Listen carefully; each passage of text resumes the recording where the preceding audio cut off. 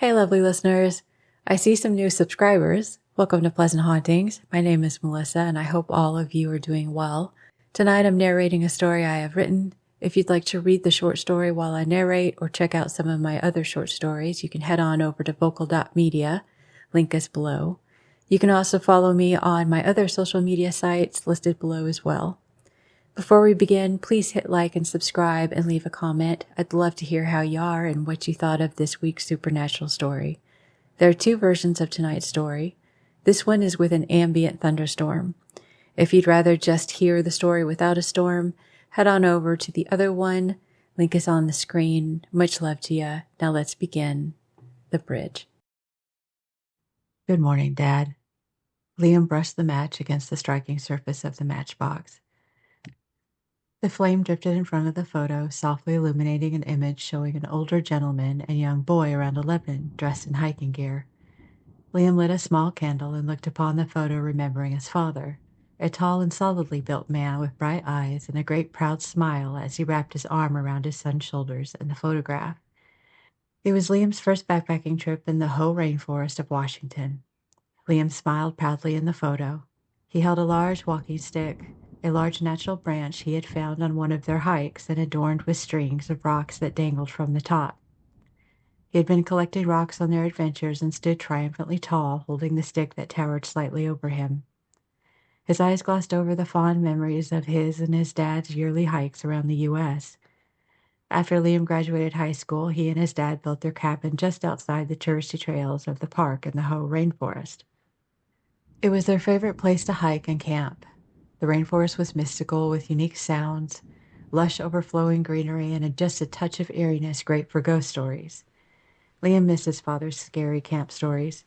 As he got older, he often wondered if his father was making the stories up or passing on covert information about the rainforest. A high-pitched whistle brought Liam back to the present. He opened the cabin's curtains, and a foggy, dismal twilight flowed through the windows. The fire from the night before crackled and spit tiny embers as though to protest its looming death. As he finished his coffee, he couldn't get the thought of one of his father's stories out of his head about a bridge. An uneasiness rumbled at the pit of his stomach, but his mind fought the ridiculousness of it. Never go off the eastern trail to the bridge, his father often stated sternly on their hikes. His father insisted it was because the area's vegetation is dense due to people not venturing in that direction after reports of hikers gone missing and reports of human-like creatures taking the hikers. So the area has been left alone. The bridge would also be dangerous from lack of use. Liam had continued backpacking around the state, especially Hoh, after his father's untimely passing. That eastern section was the only area Liam had not explored, and being an adult with years of trekking experience, he was confident he'd be fine. Liam threw water on the burnt hot wood of the fireplace. The hazy whitish-gray smoke lurched out to him in disagreement. He grabbed his pack and walked down the creaky steps of the porch and into the dense fog. As Liam reached a trail, he continued northeast till it was time to veer off the trail. The ground was soft, slightly muddy from last night's rain. Lush green patches of ferns and plants cover the forest floor and form a subtle, tiny natural border along the winding trail. Dull clacking sounds from the small rocks tied to strings on the walking stick accompanied the morning songs of the birds. Near the bottom of the maple stick is a hunting knife, resting in a sheath, rigged to rotate. Liam took in all the forest had to offer, a variety of trees at different heights, Sitka spruce trees towering over 300 feet, massive tree trunks arched over the trail, dripping in moss, and dew glistening from sunlight peeking through open patches of the dense foliage. The fog was starting to lift, while the humidity lingered heavily. Liam walked along the trail as tiny water droplets rested on his face and jacket. A few hours passed, and Liam finally reached where he would veer off trail and go due east. He sat on a large fallen tree limb and ate his lunch. A couple of hikers going south passed, and pleasantries were exchanged. Liam noticed the birds were a little more quiet. The occasional mews and chirps of elk were no longer heard. He gathered his things and forced a new trail to the long-forgotten bridge. Liam had only a couple of miles to go. He marched along the thick brush, balancing his body when he stepped on jagged rocks hidden beneath the brush. He lifted his knee high over fallen limbs, creeping along the forest floor. stopping once in a while to listen. Leaves rattled in the slight breeze, and long ancient moss swayed gently, but silence surrounded this part of the woods. He didn't hear any birds, elk, or not even a tiny rustle amongst the flora adorning the ground. He continued glancing at his watch. The sun would not set for another few hours, yet it was getting darker. The massive trees Liam maneuvered around stretched up to the sky and created a canopy of limbs and leaves over the forest, hindering the light from the sun.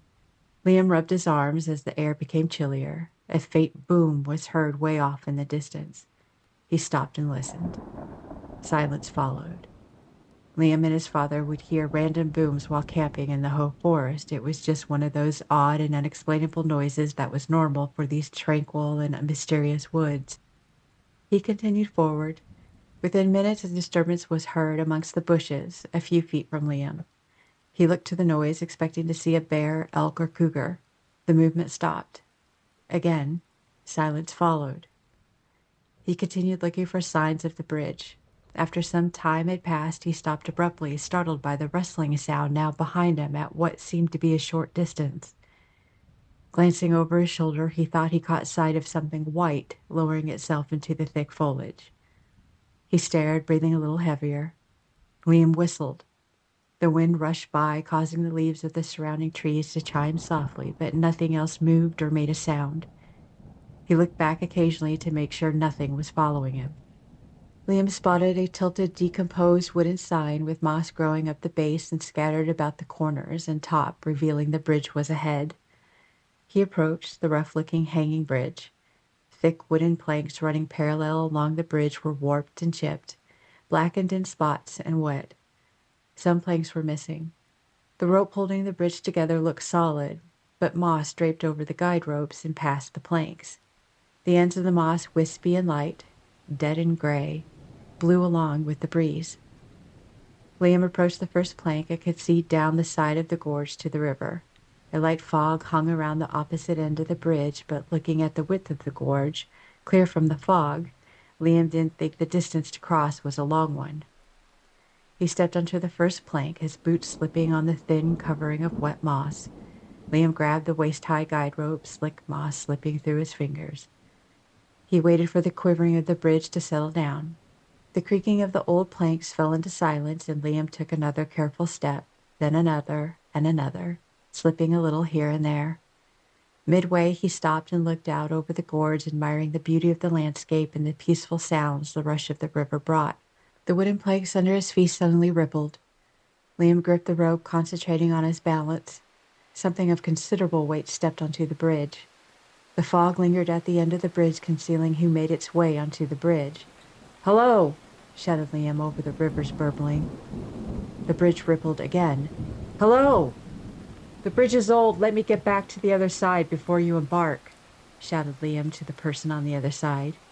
He hoped it was a person, feeling uneasy that there was no response. Liam turned carefully on the slick planks to get back towards the start of the bridge. Startled, he stopped. A thick gray wall of fog had cloaked the walkway where Liam had entered. He glanced down at the river, and behind him, the heavy mist crept from either end of the bridge, but not from the river below. The wooden planks rippled beneath him, this time more violently, and from the direction of where he first stepped onto the walkway.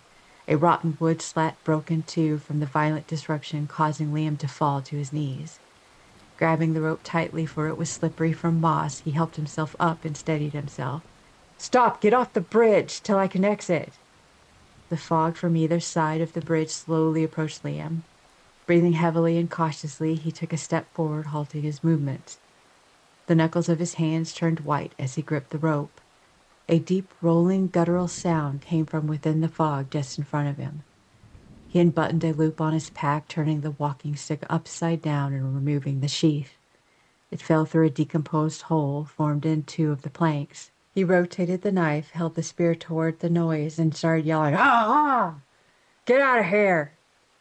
Liam bent his knees and pushed his boots down on the planks, causing a rippling of the bridge to scare off the animal. The animal screeched and reached out to Liam. He fell back onto the wood in shock. The bridge dangerously swayed over the gorge. Standing up quickly and regaining his balance, he held out his spear, listening, staring into the fog, trying desperately to steady his breathing. Slowly the arm appeared again. Long, sharp-pointed claws, dirty and bloody, attached to a human-like hand but grossly pale white, bony, and elongated. The arm was unnaturally long and just as emaciated as the hand. The claws playfully waved, trying to touch Liam. A face began to materialize just as he stabbed the underside of the forearm with his spear. The thing screeched and fell back, disappearing into a swirl of fog. Behind him, a screech intertwined with croaked sounds came forth, and the bridge forcibly waved, bringing Liam to his knees. The bridge shook while he braced himself, trying not to fall through one of the missing boards. He looked up to see a grayish-white being, too thin to be a human, with extremely long legs and arms, rushing at him. It screamed, revealing cramped, sharp teeth surrounding a black pit for a mouth. Its eyes were hollow, oozing black liquid. Liam swung his spear at the creature's legs, causing it to fall back. He rushed back to where he entered the bridge, gripping one hand to the rope and holding his spear in the other hand out in front of him. He could scarcely see through the fog when the other creature appeared right at his side, rushing into him. Almost backflipping over the rope, Liam slammed his spear into the bridge, locking it into a space between planks and pulling himself upright. He kicked at the being as it violently swiped its long arms at Liam. He could feel the air rush past as the claws nearly missed his face. The second creature appeared behind the other, shrieking frantically. The bridge rocked back and forth uncontrollably as both beings appeared in and out of the dense fog, like film skipping on a reel. A black-eyed face with teeth would flash in front of Liam, then a bloodied, clawed hand. The creatures were competing to get Liam. One of them, close to him, slipped through a space where a plank was missing. He stomped on the being, pushing it through the gap. It fell into the gorge, its screams echoing off the rocks. The other creature screamed in unison as Liam plunged his spear through its chest. Tumbling back into the fog, Liam struggled to see where it was. He could hear gurgling sounds and strange muffled whimpers. Then he noticed a foot and part of the leg twitching while it rested on a rotten piece of board. Liam moved quickly off the bridge. Reaching the portal, he took out his hatchet and hacked the ropes of the hanging bridge. On the last strike, Liam leaped back to the ground, and the wooden bridge gave way and disappeared into the fog.